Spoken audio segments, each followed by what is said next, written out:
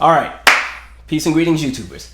Before I even jump into my 2 cents, just imagine ruining your life because you couldn't mind your business. Like, imagine that. Like, you threw everything away because you couldn't mind your business. You felt that empowered that you had to go and handle things, and now look how you got handled. Just, boy, that racism keeps getting people caught up. Just the stupidity of it all. So we pretty much found out about the sentencing in regards to those who were convicted of killing Ahmaud Arbery, who was unarmed and just jogging.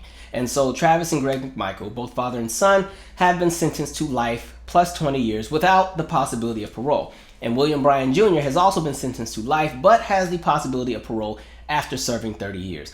And so what's crazy with all of this is, one, the thing that always just bothered me about all of this, because I'll be honest, I don't know how I feel. Like, one, I'm content with the sentences that have been put out, but when I just think of the fact that really we're here because of just the way that the cards happen to align and not because of due process, I think that's what bothers me a little bit. And really, it's no secret that had that video not come out, they would have still been kind of just living their lives. And so when you just think about how all of this went down, even the way that both Travis, Greg, and William carried themselves, it just highlights the fact that they knew that they were protected by whiteness. They knew that most likely they'd be able to get off just because of how the system is structured and how it's set up, and because of connections and also proximity of where they lived and just what the politics are in the area. They figured they'd be able to get off, and you see that even when you look at the initial interrogation videos afterwards.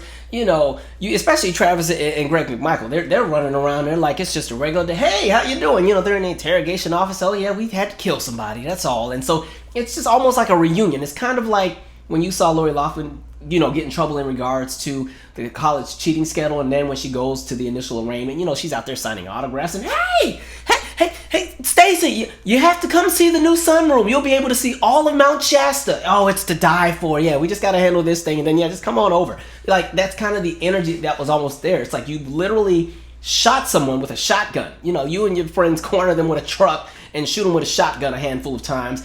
And you're content and comfortable in a space where you think that you're just going to get to go home. And they did. You know, literally 74 days passed before any charges are put out there. And so when I say the idea of them recognizing that whiteness would protect them, it pretty much did, until the cards started to fall a different way. Like, the system was working in their favor, right? They kill somebody in cold blood. Nobody's going to jail. They get to go home that night. They get to live their lives for 74 days, right? And even the DA, who is now, you know, they're facing their own obstruction of justice charges, the Jackie Johnson woman, you know, she indirectly knew, or not even indirectly, but she directly knew the McMichaels because one of them had worked for her. So there were connections. She had already pretty much recused herself from the case because she's saying, I have a connection with these people, I can't be on the case. But within that recusal, she also hinted and pretty much stated to those on the team, I also don't feel there's any reason to charge them for anything. They haven't done anything wrong. So even though she has stepped down and recused herself, she's already put the precedents out there for whoever's stepping in to say, hey, this is what she feels needs to happen, so we're going to pretty much do our best to make that happen. That's pretty much the language and the verbiage that she was putting out there. And there was a second prosecutor to recuse himself from the case as well, but literally the case was almost out of here.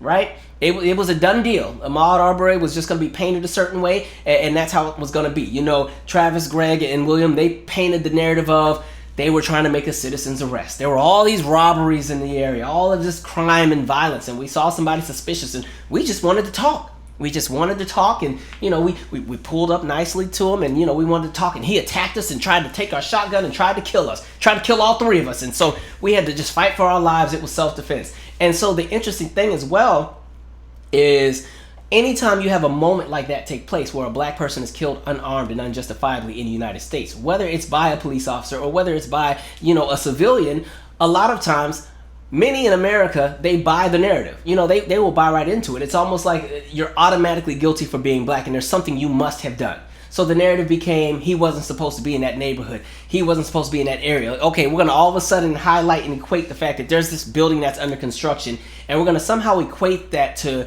somebody going in a building must be, you know, reason for why they needed to be killed because they've just committed all this crime. And we're going to latch on to narratives about robberies that happened 2 and 3 months earlier that weren't even real robberies. It's more so a gun went missing from a boat in a shed, and somehow that equates to, you know, gangsters came into my house and, you know, hog-tied us and stepped on the dog's tail and beat us all up and took everything we had. They took the kids' college money and ran off and told us they'd be back and we better not talk. and America would buy into that kind of narrative. And so, they push the narrative of citizens arrest. And a lot of times when you have that conversation of citizens arrest, it's always presented through a lens of whiteness, where there's that kind of hero, identity, where you're the hero. And so you had to, save everybody. And so there's always that vision of, going and stopping the bad guy, because we've had the conversation about good guys and bad guys. They use that language all the time, even when you hear the conversations around like gun control, and it doesn't matter where you stand on it, but you often hear, good guys with guns will stop bad guys with guns. There's kind of this narrative where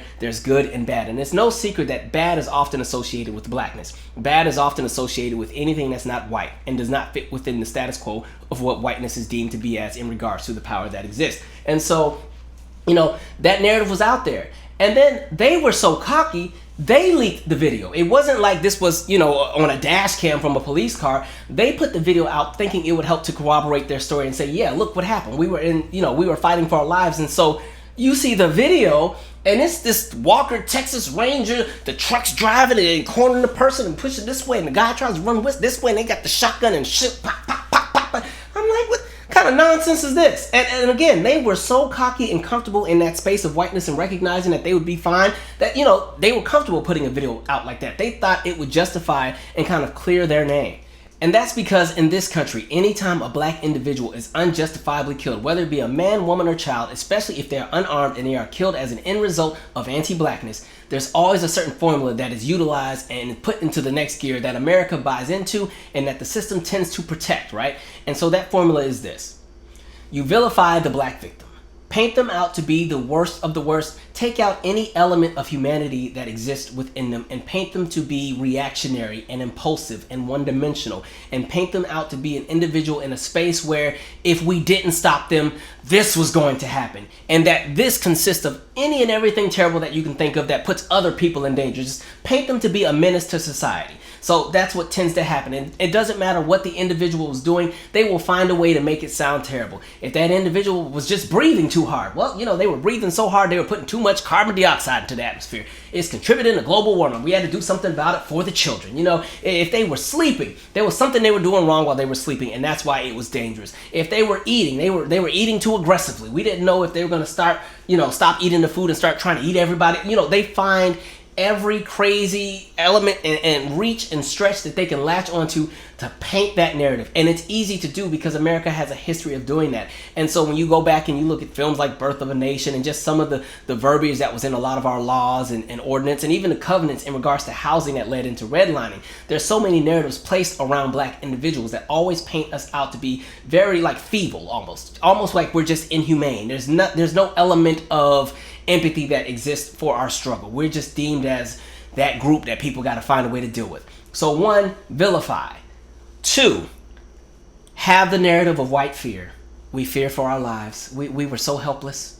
Now we have the shotgun. We're driving the truck. We have the weapons. They're unarmed, but we are so scared. We're so scared because even with these weapons we have, there's so much that they could do with their bare hands because those people are just so strong. Oh my gosh, I've seen Mike Tyson before. Like, I don't know what to do. And so, you have the whole story of the white fear and you put it into that combination and go for it. And it tends to work most of the time. And the dangers that suck with that is for the individual that, all of these tropes have been placed upon, most of the time they can't even defend themselves because they're already dead. They can't go and combat that narrative that's been said about them because they're already dead. And even then, one of the things that you see happen is even when the narrative about that individual isn't even about them being violent, but it just paints them out to not be a good person, white America will still buy into it and say that's justifiable as to why they were killed. I always think of that article that was like, Mike Brown was no angel. And I'm like, so is that supposed to justify you guys shooting somebody unarmed with their hands up? Is that what we're doing? And so you constantly see that same formula come into play. You saw it happen with Breonna Taylor. She gets shot and killed in her apartment. She was awakened by the police kicking in the door, attempting to do some kind of raid. They have the wrong intel. They're at the wrong house. The individual they're looking for does not live with her, and she has no connection with. She's in a relationship with somebody totally unrelated, and she's shot and killed. The narrative is put out there that she runs with drug dealers and she's violent, and even though she's an EMT and she has her own life that she's living, none of that matters. They go in there, and what's interesting is when it came to the initial charges that were finally put out there, never mind the fact that her boyfriend that was living there was charged with defending himself because people did a no-knock warrant, came into her apartment, not even in like police gear, so you just really think somebody's breaking in your house. and everything. So never mind the fact that he got charged, that was thrown out later. But the charges that actually came to the police, 3 counts of wanton endangerment. Not even because you killed Breonna Taylor or because you endangered the boyfriend, but because you shot into a wall and you could have possibly endangered the neighbors in the other unit. That's what you're getting charged for. That's what we are. So again, you constantly see the same nonsense. With Tamir Rice, what was the justification? Oh, we thought he was an adult. We thought he was an adult. I'm like, so was that going to justify him being killed then? And you know, the narrative, well, you know, somebody called. There's somebody at the playground with a gun. Okay, well, I thought this was a country all about the Second Amendment. Any other time, white people can storm state capitals with armed rifles because they don't like the rules that are being implemented during the chaos of a pandemic, and it's justifiable. We're literally watching what has happened in regards to January 6th, and a lot of people are getting slaps on the wrist. Actual police have been killed, and people are getting slaps on the wrist. All right. Meanwhile, folks want to do candlelight visuals. I'm like, F that. I need y'all to let me see some actual action. But anyway, that's another conversation. Same thing with the Jordan Davis. Music was too loud. Somehow that justifies him being killed. That justifies somebody shooting into a fleeing vehicle. You know, and then that person goes and gets some pizza. But they were so afraid. That music was so loud. It was so threatening. I mean, it was those rap lyrics. You know, they only sing about drugs and violence. And I was terrified. All right. And so you just continue to see that same nonsense. And of course, Trayvon Martin, you saw that happen. You saw what America wanted to do with Trayvon Martin as far as how he was portrayed and how he's still portrayed. Because a lot of people feel justified in the fact that Zimmerman got off. And I hate to say this, but when it comes to Trayvon Martin, that is a video that I wish existed. I hate to say that because it is trauma porn, but I feel like that may have given us a different end result.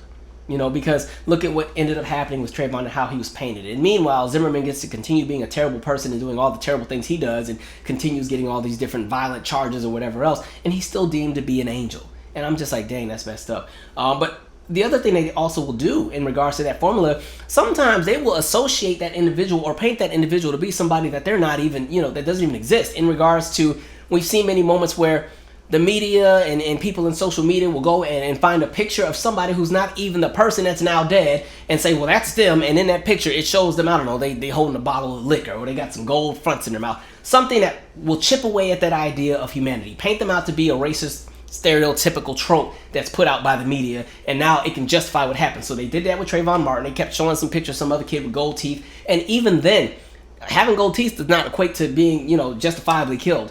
There's no, you know what I mean? Like, the thing is, America is so comfortable with vilifying blackness that vilified blackness or blackness that isn't seen as exceptional or token means justifiable death. That's where we're at. And so you tend to see that where for black people, sadly, even when I think about like an Elijah McClain, a lot of people ran and harped on the idea of, he was somewhat on the spectrum and he played music and he was a great student. He was ideal. And they painted the idea of almost he didn't deserve to die because he was a good person. My argument is nobody deserves to die unjustifiably, especially in the world of anti-blackness. We should not be getting killed or targeted just because we're black or because you have a perception about us. That's the beef that I have. And so getting back to my main point, because I veered a little bit, but recognizing they knew that the system of whiteness would protect them. And like I said, it almost did, right? The power structure was working in its favor. Even when you look at how the defense attempted to push this case, look at what they pushed out there. Just like I said with the formula, they started talking about robberies that had happened months earlier. And again, they weren't real robberies, but whatever. And somehow, even though there's a robbery 7 weeks before Ahmaud Arbery is dead,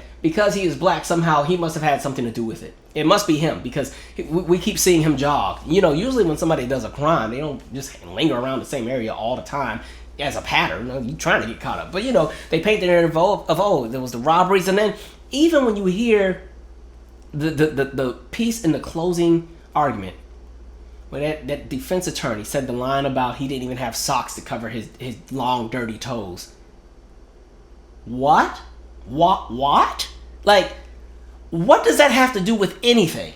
But again, playing into that formula, take out the humanity, take out the humane aspect that is Ahmaud Arbery, and let's get rid of all that. Paint him out to be, he's not even wearing socks. That must mean he's up to something crazy. Yeah, his toenails were dirty. All right, I'm sure if we would have went into them houses of the McMichaels, or whatever the last name is, and some of these other folks, we'd probably see a whole lot worse. I'm just saying, all right? I watch Hoarders. But anyway, and so you see the foolery that came with the defense and how they had a very outdated very horrible approach where it was just, we're going to just paint Ahmaud Arbery to be the most dangerous, vile, existing person on the planet. And we're going to paint these other three who have weapons and a truck that they use as innocent victims who just wanted to protect the neighborhood, right? And so the defense, we're also going to call for a mistrial every 5 minutes. Oh no, Ahmaud Arbery's mom is crying too loud in the back. I motion for a mistrial, all right? Oh no, too many black pastors are showing up. I motion for a mistrial. This is about to turn into like a BLM kind of gathering, and we don't know what these people are capable of. We don't know what the protesters are outside, what they're gonna do. And so you just continue to see the foolery. So I am pleased with the sentencing, but for me, I just feel like as a black individual watching all these cases, I feel like every single time we have to watch with our fingers crossed because there's no guarantee for justice. There's no guarantee. We've seen a handful of exceptions. The death of George Floyd. Okay, we saw an officer finally get sentenced with that. We saw what just happened with the officer that just got sentenced for shooting the individual with the gun that she claimed she thought was a taser, even though she had 20 years of experience. You're seeing a few exceptions to the rule, but systemically, not much has changed, and I think that's what sucks. And so, again, the sentence, I'm glad the family gets some justice, but it doesn't bring Ahmaud Arbery back. And it just highlights that the country as a whole still sucks. And even now we're seeing this movement where there's almost an effort to want to silence black voices and outcries, and even the idea of trying to educate people to understand that listen, unless things shift structurally, we're going to have even more problems. And as a matter of fact, racism is so prevalent in this country that it actually even affects the economy in a negative way. But nobody wants to hear all that. And so now you have the CRT wars and everything else to pretty much go and protect and maintain a status quo that has been reductive to this country. But anyway, share your 2 cents. I'm out. Subscribe. They tell me this is life.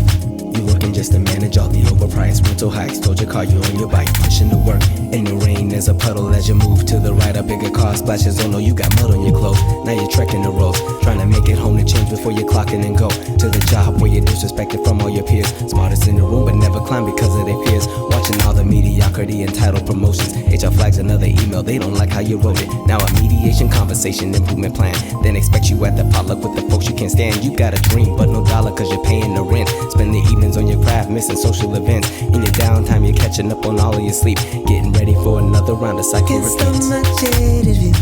I can't stop my jaded. I can't stop my jaded. I can't stop my jaded view. I can't stop my jaded blue. I can't stop my jaded. I can't stop my jaded. And blue.